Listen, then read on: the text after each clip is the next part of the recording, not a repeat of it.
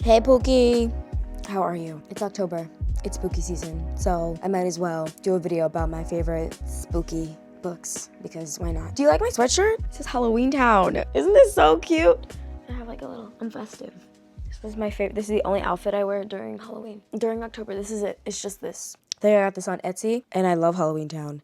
This is, though, paying homage to the movie where they did replace the main actress for reasons that no one will understand or know, because it made no sense. But it's a great franchise regardless. Today I'm starting a new series called Out of My Comfort Zone, where I do exactly that. I read books that are out of my comfort zone. I am mainly a romance and fantasy only reader. I don't read nonfiction. I don't read thriller, mystery, horror, sci-fi. It's kind of like we're iffy because some fantasy can lean into sci-fi and it really skirts the line. Monster romance, dark romance. The darkest romance I'll read is the King of Sin series by Anna Huang, or a mafia romance series, as long as there's black people. There's gotta be black people. No white mafias in this household. I'm very limited to only romance and fantasy, but years ago, I made a attempt to do a fall TBR. It was a mixture of fantasy books as well as thriller and mystery books, and I never got to it until now. So I have a stack of thrillers, mysteries, paranormal, all kinds of spooky, very festive stack over here. It's mainly YA, because I'm a little bitch. The only horror movie I remember watching in full had to be probably like, I think it was called Oculus.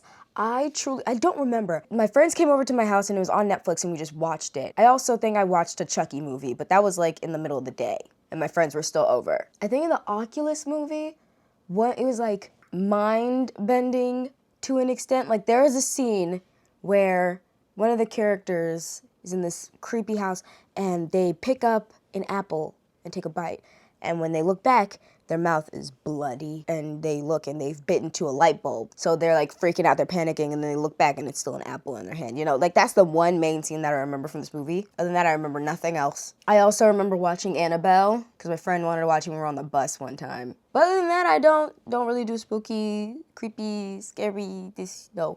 If the most I'm going through October is like Monster High adjacent, like something fun, like fun, cutesy fun, like fairies and pixies and like a Teen Wolf, a Monster High. Nothing too far out of that. But I have this stack of the books that I've recently finished that would be appropriate for this genre. I read all of these, and I've also done reviews on all of these over on the bindery page. What's the bindery page? I'm so glad you asked. R&R Reads, or my bindery page, is a space where I can blog about books. Also operates kind of like a Patreon, but it's mainly a space where I can blog about books, post extra content, and if we were able to build a community over on that platform, I could also potentially become an imprint, which is bonkers, which is crazy bonkers. So if you want to join over there, you can join for free. I have a link down below. We just came out with an app, so you can head on over there. It's a fun time. You don't have to subscribe to anything, because there's nothing in those tiers yet. I'm working on it. And I heavily, heavily encourage people to not subscribe to those, just subscribe for free. If you do subscribe to those, thank you. We're struggling over here to push anything out in those other two tiers. So the first tier is mainly priority, because it's free. We all love free things.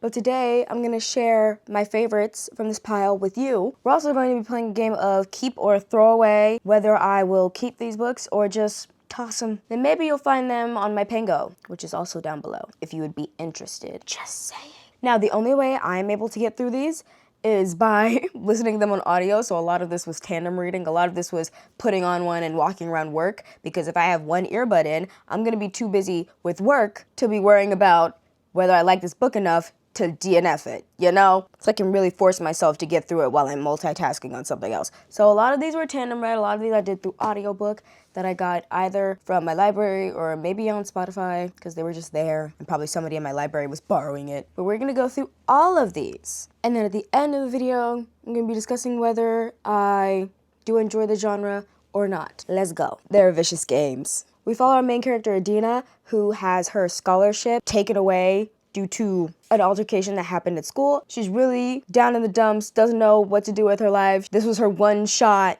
She's a black girl that goes to a very prestigious school, and you know, opportunities like that don't really fall on black people a lot, and she just lost one. So what is she to do but to agree to partake in these very exclusive challenges put on by an elitist family, and whoever wins those challenges at the end get a prize of whatever they desire. Mainly, like, some type of monetary value, but a prize nonetheless to up their wealth. And Adina's like, well, fine. If this is my only shot to get back into the school, I'm gonna try it. If they can get me my scholarship back. What she doesn't realize, these challenges are deadly. We got people dying left and right. And Adina's like, what the fuck did I get myself into? When I first got into this book, I was really like lost. I was like, okay, so what's going on? Like the first few chapters, I was like, when's somebody gonna die? Like I'm so confused. If this is in like a thriller category, why isn't anybody dying yet? And then somebody did die, and I was literally at work with my mouth open, looking at my coworkers, and they're like,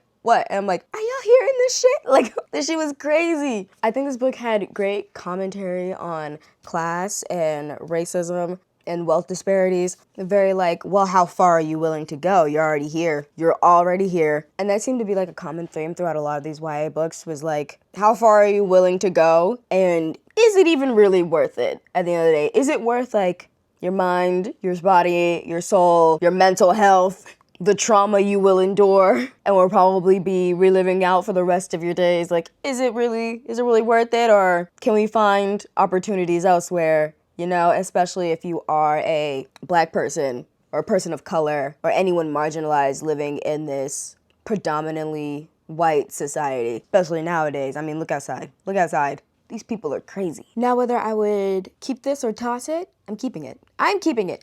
I love this. Joelle, you ate this shit up. I also did love the characters in it, no matter how awful they were. Like Adina's so messy. This girl's messy as fuck. Like, sure, other people are worse, but this girl's messy, the family, messy as fuck, and they're crazy. I was really sitting there this whole time like, and nobody tried to stop them? No one did anything to stop this. We're just letting this happen. Y'all let this happen for like how long? Y'all didn't stop them before? Why are y'all letting them do this? Like, it was very entertaining, and I highly recommend it on audiobook. Very, very entertaining. Keeping. Next, I read The Blonde Dies First by Joelle Wellington. This one follows a group of friends that are reliving tropes from classic horror movies such as like Scream. Most of our main cast of characters are not white, so it was a very funny like play on words of like the blonde dies first, because you know in horror movies, typically, when you're watching a horror movie and there's like one black main character, sure, the black person dies first.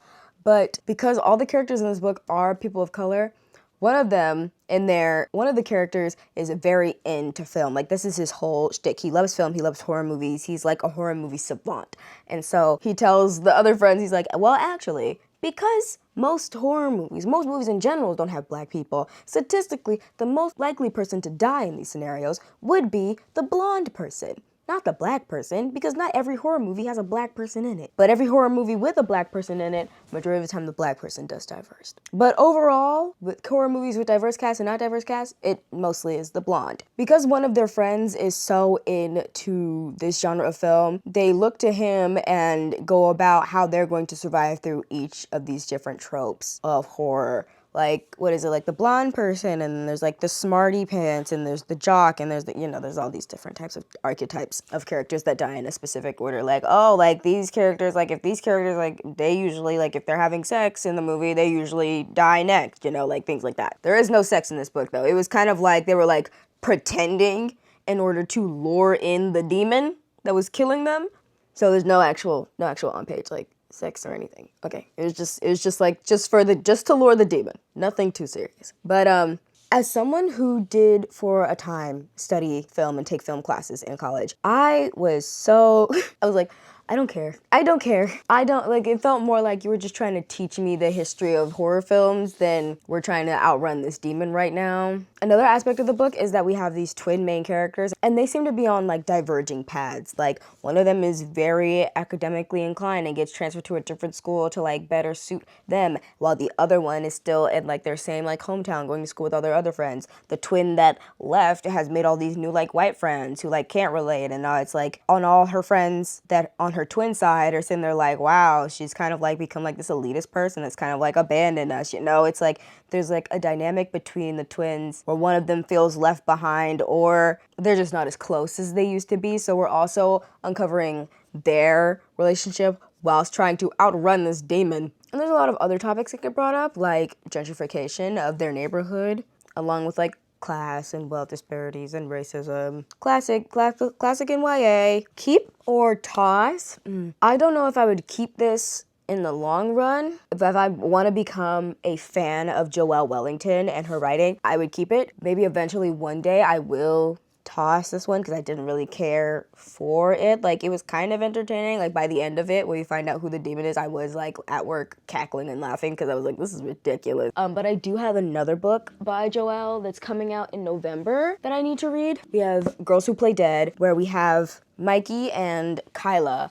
Mikey and Kyla are siblings, and Kyla's best friend gets murdered, so he decides to come back to this town after leaving Kyla behind to like spend time with her, because thinking that like she needs me in these moments, like her best friend's dead. And he spends time with his sister trying to figure out who killed her best friend. I haven't gotten into it yet, but I will, because it does come out next month. But I hope this is like just as good as Their Vicious Games was. But we will keep the blonde eyes first for now. Next up, I read Cemetery Boys by Aiden Thomas. I finally read Cemetery Boys by Aiden Thomas. I read The Sunbury Trials by Aiden Thomas, and I was so entertained by that. I really liked his writing. That one was so fun. And I've had this book way longer than I had the Sunbury Trials. But because of like the genre that it's kind of in, I really like stepped away from it.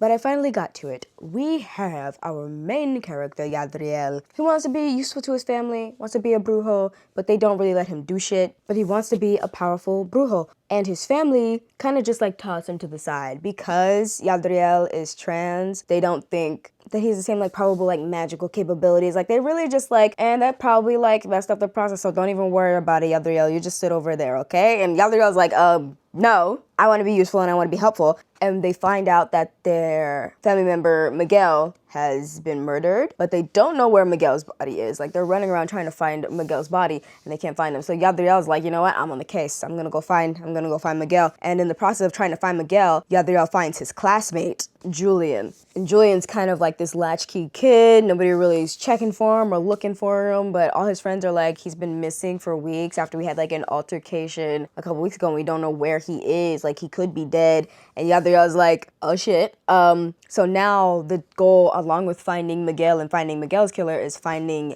Julian's killer as well. And as Gabriel and Julian get closer, they start forming like a bit like of a romantic connection. And my whole thing when it comes to that in books is like, okay, logistics point. He's dead, you're not. How does this work? Where's the happy ending? How does it work? And along the lines, it did feel like we were very much veering off of the path of like finding his killer and then unlocking these like mysteries about like what's actually going on into why Julian was killed and why he won't pass on and why Yadriel can see him and all this stuff. And we started delving more into just like Yadriel and Julian getting to know each other and like falling in love, which was cute, but I was still concerned about where the fuck Miguel was.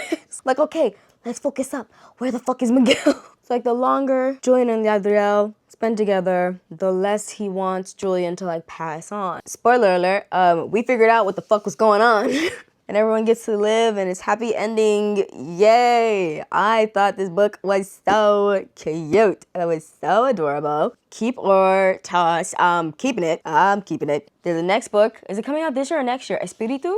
I want to read that one as well. This is a great time. Next, I read A Guide to the Dark. Here's a simple explanation. Remember that scene in Teen Wolf? That one scene in Teen Wolf when we have Scott and Styles and like the entire lacrosse team and also Lydia and Allison, they end up staying at a motel because the bus broke down. Like they're like traveling for a game that's too far away. I think the bus broke down. I can't remember. But they did stay at a motel and the entire motel was haunted, specifically towards like the supernatural creature. So every supernatural creature on the show started getting these weird visions of like their past trauma and like started low-key being possessed and wanting to commit suicide. And Styles, Lydia, and Allison, being like the only humans there, spend most of the episode trying to stop this from happening. That's what this book is. Like, if you gender bend Scott and Styles and make them kiss at the end, same thing. We have Layla and Mira. Mira keeps seeing shit because her brother died. Her brother drowned. So she keeps seeing things related back to her brother, and her brother's drowning.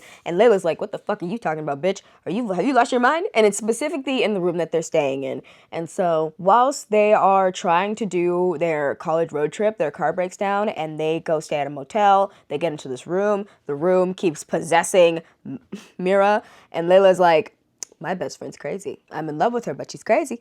So Mira and Layla, while waiting for their car to get fixed so they can leave, spend most of their time trying to figure out what the phenomenon is with this room and why when people stay in this room, they keep dying. I thought it was really fun. If anybody didn't like it, that's weird about you. I thought it was very short, sweet, very entertaining. We learn more about Layla and Mira and their relationship together and how they're too scared to tell each other that they're in love with each other. It's just two sapphics looking at each other like, I'm in love with you and not able to do anything about it. I thought this was so good. This is a keep. This could honestly be a reread on audio, honestly. And the cover is great. Like, I love this art. It's so good. Next, I read Everyone's Thinking It. We have Nigerians. We have bisexuals. We have Nigerian bisexuals. What more do you need to know? We have Iyanyu and Kitan, and they're cousins, but they roll with different circles. Like, Iyanyu is very much like kind of like a loner. She's chilling by herself. She doesn't need much. And then you have Kitan. She clings to this very popular group of kids, one of them being a white girl named Heather who thinks she's black. A white girl named Heather who will walk around in the darkest of spray tan and wearing dressed up. It's like, hey, you want to dress up like Beyonce for Halloween? You don't need to do blackface. It's like guy energy. It's like, we all know those people. You scroll online and then you'll see someone with like vastly weird dark skin color that doesn't look good for their complexion with like the blondest of whitest hair, and you're like, what's going on over here? So they run in different circles, and Yanyu is very irritated with Katan on this fact that these are the people that she chooses to hang out with. They, like, don't respect black people at all. For some reason, no one will call out Heather on her racism, because I think racism in the US and the UK is very different. Like, I don't know about you. If I was walking down the hallway at school and I saw another white girl do blackface, I'm knocking her teeth out. Maybe that's just the America in me. Like, I don't know. Maybe that's just me. But here they're just kind of like, what the hell? Shame on you. It's like, no. Anyway, why is this book included in this lineup? Because I classify it as like a mystery. It's like a YA mystery. It's like a mix of like Mean Girls. It's very Mean Girls coded. Iyanyu loves to take pictures. She's a photographer. She takes pictures for like the school events and stuff. And she wants to become a photographer professionally. And one day, she tries to get her photos developed. She comes back to school, her photos are gone. They've been scattered all around school because apparently she's very good at like capturing specific moments in photos. Like, she's very good at like capturing like certain looks in pictures, and someone's taken all those pictures and written all these rumors on the back of those pictures, so when people get them, they're like, what the fuck? This bitch hates me? Like, how? What? Oh, she lied to me behind my back. Oh, he's cheating on me? Like, all this stuff. And Yanyu could be worried about that because this person also wrote a rumor that about like who she has a crush on at school, and that gets confronted and worked out later, which like, I'm like, Yanyu, you've been caught. You might as well just like be with him and live happily ever after, you know? But Yanyu's not really worried about these pictures, about the rumors right now. She's worried about who took her fucking pictures, who took her camera, who did it, because she has pictures on there that she needs for an assignment so she can get into this photography program. She's more worried about that than she's about any of these rumors. So we are spending majority of this book trying to figure out who spread these pictures, who spread these things. And I had a great time. Again, we have Nigerians and we have bisexuals, and then we have Nigerian bisexuals. Great time. Also, look at this cover. And I think Olima just posted another book they're coming out with later. I'm so excited. This is a keep. This is for sure a keep. It's only in this category because it's kind of a mystery. Like, it is a mystery. Like, we're unlocking a mystery. Like, who took her pictures? But this counts to me because at first I thought it was going to be like, everyone's thinking it. Like, everyone think you killed that person. No, it's just... But we're keeping it because it was fun. Next, we have The Black Queen by Jamada Emil. Now, Homecoming's coming up. Okay. And everyone knows the black girl, she is a shoo-in for Homecoming. She's a gorgeous black girl with these bright, piercing blue eyes. And she is a shoo-in for Homecoming, okay? And then somebody kills her. So her best friend, Duchess, is on the hunt to find out who murdered Nova. Who is her first suspect? Obviously, it's the little racist white girl that's been picking on Nova forever. Tinsley thinks she was a shoo-in for homecoming queen because it's tradition, okay? They live in a very white majority town. Who is gonna vote a black girl for homecoming queen? This place is so racist. This place is so racist. Why on God's green earth would you put a black girl as homecoming queen? What? There's never been a black girl's homecoming queen ever at this school. And we have a first? Absolutely no way. And then somebody killed her. So everybody's eyes are already pointing to Tinsley. They're like, how dare you, you bitch, you fucking killed her? And she's like, listen, I may be racist, but I draw the line at murder. So now Tinsley and Duchess are on the hunt together because Tinsley wants to clear her name and Duchess just needs to find out who killed her friend. This was the book for me where I fully clocked in every time a book is trying to teach me a lesson about a lesson. This was the book for me where I fully clocked in when every time someone is trying to teach me a lesson about racism. I'm a grown adult. These are a bunch of YA books. Okay, I get it. Okay, I know, okay? Once we got past that, it became a very, very interesting whodunit. I already knew whodunit from like the second they showed Tinsley's family. I know who did it. I just didn't know why. And then maybe about like halfway through the last third of the book, I found out why. Or like my brain clicked on why, and then it got confirmed that I was right. I was laughing so hard. Like, as you get closer to the end and you start picking up on different dynamics about this family, you're like, oh, okay, you racist. I'm sorry, like, it makes me laugh because somebody had commented on my post that had nothing to do with this book. It was just on my shelf. I hadn't even read it yet. And someone commented how much they hated this book. And I was like, well, I'll be the judge of that. I don't know if I'll keep it or toss it. I'm still debating because I really like the cover. But it makes me laugh. Like, the audacity of the murderer, it cracks me up. I'm keeping it for now because the cover's pretty. I might get rid of it later if I need room on my shelf. Okay. Next, I have There's No Way I Die First. And there's no way I will ever like this book. I hated it. I hated every second of it. We have our main character, Noelle. She's kind of like an influencer. She runs this like horror movie film type podcast. She's a black woman and she wants to talk about black people in film and wants to up her career in this space. She's a rich girl with rich parents going to a rich private school with her rich influencer friends. And she says, well, to up my career in my ante, I'm gonna host a party during Halloween. We're all gonna dress up. It's gonna be great. And then I'm gonna hire a random man to dress up like a clown so he can hunt down me and my friends as a game. I'm gonna invite a random man dressed up like a clown on Halloween into my home to pretend to chase down and kill me and my friends as a game. This party's gonna be epic. Like, I was at work, had the audiobooks in my ear. I'm doing through the motions. And then when I heard the other kids' Halloween costumes, that's when I fully checked out. Like, some kid would be walking into the party and he's like, I'm the patriarchy. Don't piss me off, bitch. Don't piss me off, bro. If this was a joke, if this was supposed to be satire, tell me now. I hated it. I hated every second of it. It wasn't funny to me. It was just annoying. Because what do you mean? Oh no, my friends are dead. But the clown shat in my Birkin bag.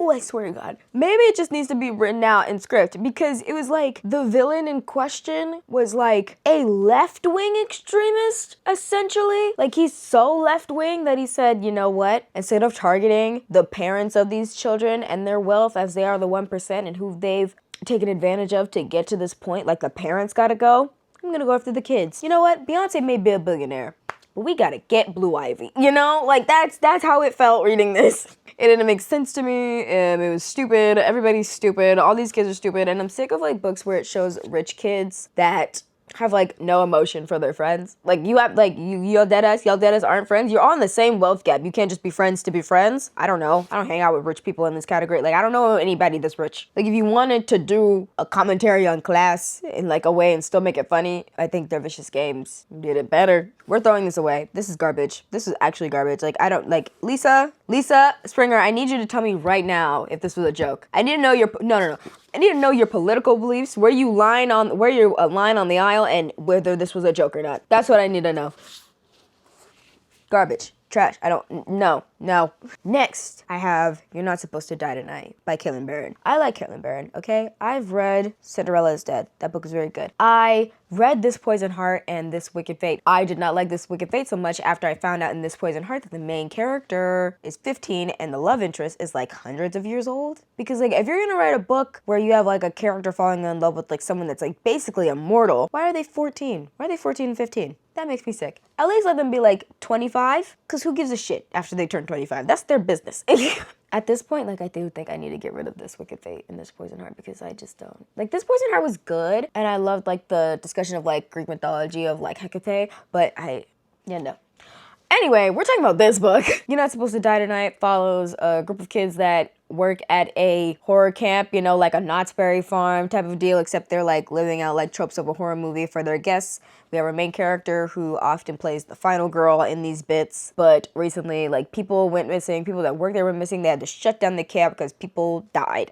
And long story short, there's this weird cult in this area, in this neck of the woods, that are like killing these kids to like feed to like the river for some type of power. Like, I don't fucking know. It was some weird shit like that. Mind you, these kids are just trying to work a job. They're just trying to work a minimum wage job, pretending to scare people. This is weird. It's so short. This is weird. I didn't care for it. I didn't care to enjoy it. I was just there. I don't know. It felt like a little weird thing Kaylin Barron wrote. I'm gonna read your other books. I do not care for this one. So I do need to read Sleep Like Death and Make Me a Monster, but I don't.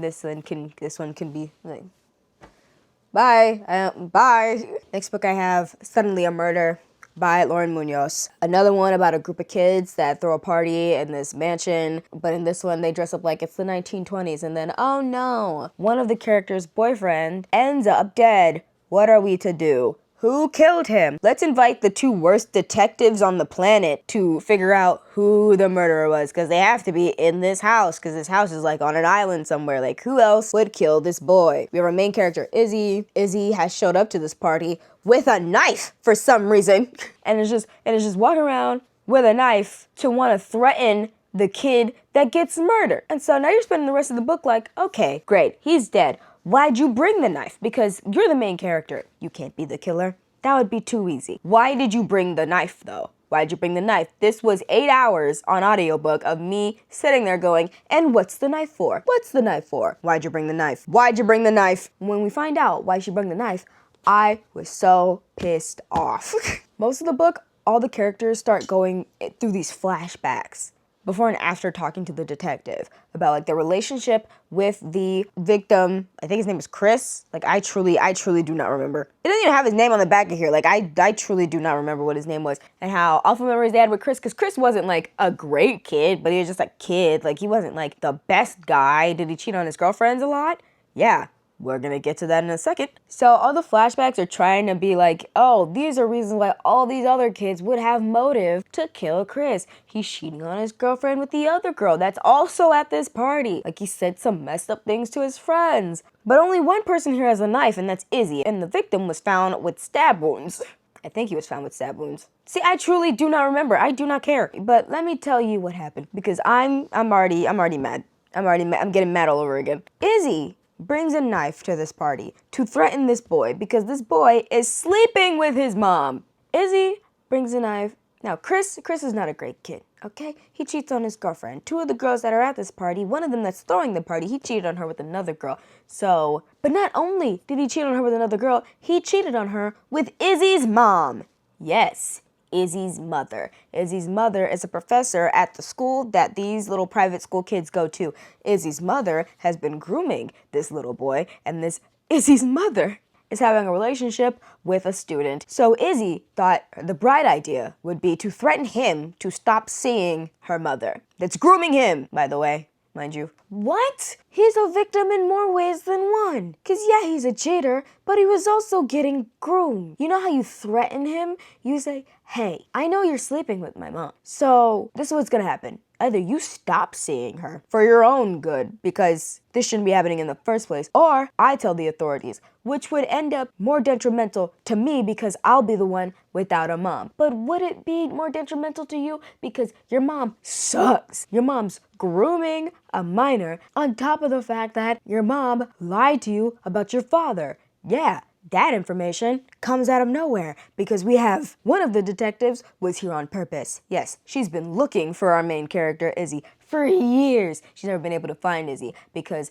when Izzy was a kid, her dad got deported. Her mom went no contact with this man after he got deported, took their kids and moved them somewhere else in New York. So when he gets deported, he meets up again with this old friend who just so happens to become a detective. And then his old friend makes a promise to him being like, hey, I'm gonna help you find your daughter, okay? Yes, I'm gonna help you find her. And now that she's finally found the daughter, she hears about this case and she's like, wow, that kid matches the description of what my friend said his daughter looks like. So I have to get down there. I have to be put on this case so I can go tell her. It's like, yes, I am here because, and she tells her the rundown of what happened between her mom and her dad, right? And then Izzy's like, well, how do I go see my dad? And she's like, well, your dad's dead. He died. Which I guess this whole segment is just to reinforce how awful your mom is and how much you need to lock that bitch up because she's crazy. And then, long story short, Cassidy killed her boyfriend because he's a fucking cheater. And then kills herself right after we find out that she's the murderer. Like, you know, I got it because the cover was cute. This is the UK cover. It's very nice. The US cover is ugly. This cover is pretty. Next. I read I Feed Her to the Beast and the Beast is Me.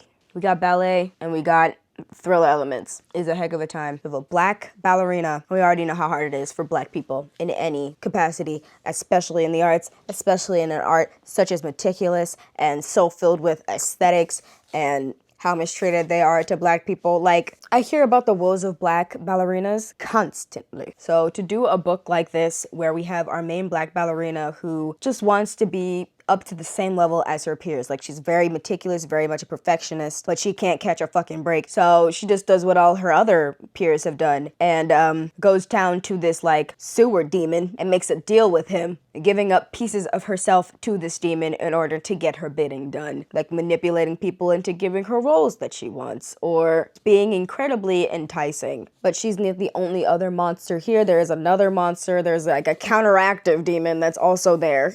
And it comes to a point where she has to, you know, figure out whether this is worth it or not. Is it worth giving up pieces of her soul to just be on the same caliber, to be respected by these white people in this industry? Like, is it worth giving up her mind, body, and soul and doing these dastardly deeds? There is a sister book to it. I forgot what the title is, but here it is. I did enjoy this. I need to read the sister book in order to fully discover whether I want to keep it or not. But again, great conversations about class and race and racism in this industry. So we're keeping. We have Tender Beasts by Lizelle Sambury and Delicious Monsters by Lizelle Sambury. This book fucked me up. So we have the Bear family, but the matriarch of the Bear family has died unexpectedly. And so now the Bear family is trying to function without her. And Sunny just wants to be helpful use of the family. Like, she remembers her mother saying something along the lines of like, she is like the next in line, like the next in matriarch of this family. But no one's letting her get a word in edgewise. No one's letting her do shit. We also have her little brother Dom, and her little brother Dom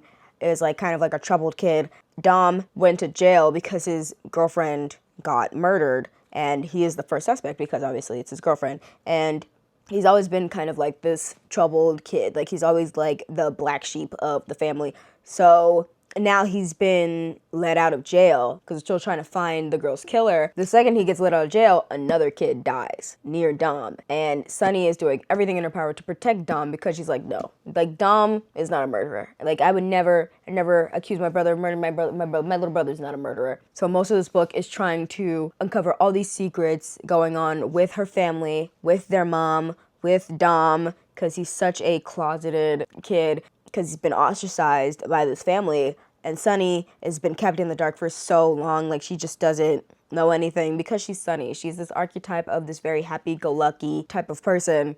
She's never really had to deal with the hard stuff or the hard facts, so they don't really let her get a word in edgewise. But Sunny is determined to fulfill her mother's dying wish of take care of Dom. What that actually entails, though, is not something she ever expected. And it's not something I expected either. I thought these people were crazy. I thought they were just crazy. So I was like, you know what? Fine. No, I believe Sunny, and I believe Dom, and these people are just crazy. Whatever. Turns out they're not crazy. They were absolutely right. They were absolutely right.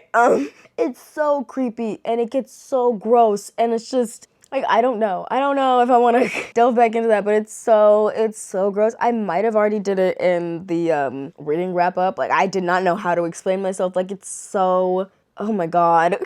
Lizelle, what possessed you to write this? What possessed you to do that? Because I'm uneasy. It did its job. I'll keep it. I have all of Lizella Sambury's other books anyway. Next, I read Delicious Monsters. We follow two main characters. We have Daisy and Brittany. Daisy is the past. Brittany is the now. Daisy has a bad relationship with her mother. Brittany has an even worse relationship with her mother. Brittany thinks that uncovering the secrets of a haunted inn that Daisy and her mother used to run when they were younger will uncover more secrets, not only about Daisy and about her mistreatment and about how her mother mistreated her, but also relate back to getting back at her own mom. Honestly, I would rather we cut out Brittany completely and we just focus on Daisy. Like, I was so unintrigued with Brittany's mission on finding out the truth about Daisy that I was more like, well, Daisy's telling me everything anyway, so I don't see what the point is. I don't get it. Daisy can see dead people, so I was expecting more of like a paranorman aspect of it, but like more dark. Just like a darker paranorman. And like the first few chapters, I was like, okay, where are the dead people? Where are we seeing dead people? Like, where's like the mystery? Where is it? I don't know where it is. It took a while to get into. Look how thick this thing is. The audiobook was 15 hours long, and it took me the entire month of August just to get through it. But Daisy's kind of got no friends. Her boyfriend, which was basically a groomer, let's just be honest, he was not really your boyfriend, Daisy. Daisy's boyfriend dumps her, and she wants like this fresh new start. And one of her family members passes away, and now Daisy and her mother have inherited this manor, and Daisy and her mother decide to pack up and leave and go move to this manor where they can then turn it into a business and turn it into like an Airbnb of sorts. But then creepy things keep happening with this house, and her mother knows about these creepy things, and Daisy wants to put a stop to it, but her mother has all these secrets. So a lot of the relationship dynamic is her mother keeping her in the dark for Daisy's own protection, but also it's not really protecting anybody, because like a lot of horrible shit keeps happening. Again, I thought it was very interesting, but I would rather we just focus on Daisy. Whether I will keep or trash, I'll keep it for now. If I'm running out of room on my shelf though, we might trash it. You might see it on Pango, but like, you guys know, I'm addicted to a pretty cover. You tell me these aren't pretty, I'll keep these. I'm keeping these. All right, lastly, and it's not really like, like spooky, scary, creepy, but it's like in the realm of like supernatural creatures, so I'm including it. I read these two books by F.T. Lukens, Love at Second Sight and Otherworldly. Let's talk about Otherworldly. We follow our main character, Ellery, and they have moved from their little farmhouse to live in the city with their cousin, so then they can make money and send that money back to their family because their family's farm isn't doing so well because this entire region of the planet has been in a 5-year-long winter. And how's that going to help you on a farm? How's it going to help you? So Ellery has taken it upon themselves to figure out ways to provide their family in the best that they can. Meanwhile, we have Knox, who is this familiar, like, supernatural being. His only job is to be a familiar. He gets sent back to his world occasionally and then comes back out to the real world so then he can be of service to a witch or a guardian or whoever he needs to be of service to. And then every time he goes back to his world, he loses all of those memories. And now it's finally time where Knox decides enough is enough and I'm staying here, because he discovers what he's actually been here for the past several years, where he's been helping a witch create this elixir for life. And there's the three fates who open and close the gate between the real world and the mythical world, and the three fates want to possess this elixir for life. So when the witch finishes this elixir, they're like, all right, that's ours now. Kill the witch. And Knox is like, well, that's fucked up. No. And he takes the elixir and runs for the hills,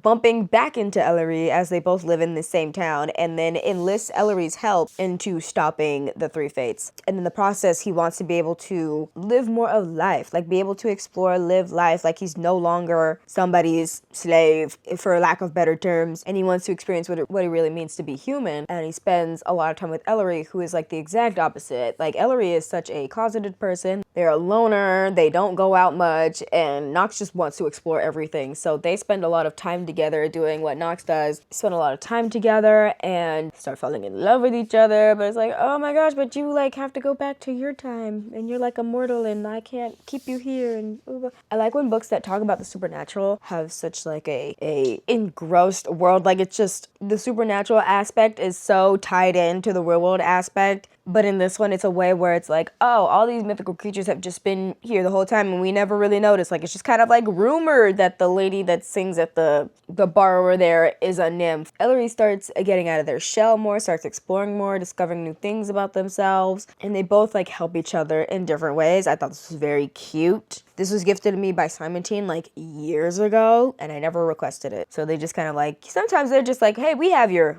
address. Here you go. You know, they do that a lot. It was very cute, and I think this is a keep. And if they gift me any more FT Lukens, I will keep those as well. Next, probably my favorite book, one of my favorite books of this year, Love at Second Sight. We have our main character, Cam, who is a human, and Cam's parents are very bigoted against mythical creatures. They want him to stop being friends with mythical creatures. His best friend is a witch, and they're like, hey, you need to stop being friends with them. Like, they're just gonna leave you and up and leave you one day and abandon you. Like, you need to go find friends that can actually, like, last and sustain. And Cam is like, I'm not listening to any of your bullshit. My friend loves me. And then his friend's like, actually, yeah, I do. I will need to be taking a big step back from a lot of things, including hanging out with friends, because the coven needs me. So sorry, Cam. And Cam is like, wow, you're really abandoning me. Like, Cam has like very bad abandonment issues because his brother is gone. His brother just upped and left. I assume also because of the bigoted parents, which I was correct, but his brother kind of like left without a trace and left Cam there to deal with their bigoted parents. And Cam feels very abandoned because of that. So of course he thinks that his friends will also abandon him. But one day there's a fight at school and Cam hits his head so hard that he finds out that he is seeing visions. He's seeing the future. Cam is a clairvoyant. He's a secret clairvoyant. And now that he's discovered he's a clairvoyant, everybody wants a little bit of Cam, okay? He's getting gifts. He's getting showered with flowers. Everybody's like, we need to get Cam on our side. Like, the werewolves want him. The vampires want him. The witches want him. The fucking pixies want him. Everybody wants a little bit of Cam. So Cam's gonna get a whole lot of new friends now. Screw you, Mom. But now Cam has to come to terms with if these people want to be friends with him for the sake of him or for the sake of his clairvoyant abilities. On top of the fact that the vision that he saw that I mentioned earlier, yeah, someone's gonna die. Cam can see visions just by touching people, and he sees a vision of somebody dying, or at least he thinks it's in the perspective of like this person's murderer. So now he needs to enlist the help and trust of these other people to figure out who this person is and how to help them, how to save this person. This is a werewolf. This is werewolf boyfriend Mateo, and they're so cute. They're so stinking cute. I had a great time. I enjoyed this one very much. This FT Lukens book is probably my favorite. Maybe another one will be my favorite if Simon Teen wants to send me another one. Simon and Schuster, send me another one, please. Please? If you can. If you have any left. I don't know. But I had a great time. This was very cute, very adorable. 10 out of 10. These are all the ones I'm allegedly keeping. Yay! How many is this? We have 1, 2, 3, 4, 5, 6, 7, 8, 9, 10, 11. 11 that we're keeping. Yay! Now, the determining factor. Will I smash or pass on this genre? Smash. I really liked it. I enjoyed myself. You know, reading it on audiobook just puts more emphasis on, like, they feel like movies in my head. Like, these were so fun, but that's mainly because it's YA. And I'm just a scaredy cat. I have all these YA books, and I'm just so scared. I'm just so scared of, like, being creeped out. I think when it's visual, that's worse for me than when it's auditorial. When I'm reading it physically with my eyes, it's probably a different experience. I mean, sure, when it came to gore, with how much gore is in this book, like, I Fetters of the Beast can be gory, Tender Beasts, gory, Their Vicious Games kind of gory. Like, when it comes to gore, like, listening to it, like, does, like, give me, like, kind of, like, the heebie-jeebies, like, kind of gives me a little bit of the ick. But, outside of that, this is great. This is a great time. Only 3 books that are on the chopping block, because I don't even want to look at them anymore. They're probably going to be up on my Pango, or maybe in a free little library that I find in my neighborhood. I don't know. But, these were great. I had a great time. And if you have any recommendations for like diverse adult horror, thriller, mystery novels, send them my way. Another fun thing about these is just like they're so eye-catching just by the cover. Like they just catch your eye. They're so colorful and so pretty. Why can adult books like this be this whimsical? They always like look like it's just like, oh, it's all just mainly block letters and like a background of like a house or something. And I'm just like, I don't care. I don't care. This one catches your eye. Like it just pops out at you. I don't know. Thank you for watching. Do you like this genre? What are genres that you hate? What are genres that you think I would hate that I should read just to experience it and to get out of my comfort zone? Full reviews of all of these up on the bindery page. What's the bindery page? The bindery page is a space where I can blog about books, but not only that, I can post early access to content, book reviews, book releases, indie books that I find. Also, maybe in the future, my writing stuff along with other fun content. And if we build a strong enough community over there, we can become a publishing imprint. I have a link down below in my bio, subscription or a follow. First tier is free, and that's the only tier that really matters right now. So thank you. All my links down below. Like, comment, subscribe. Follow me on other platforms, and I'll see you later. Bye!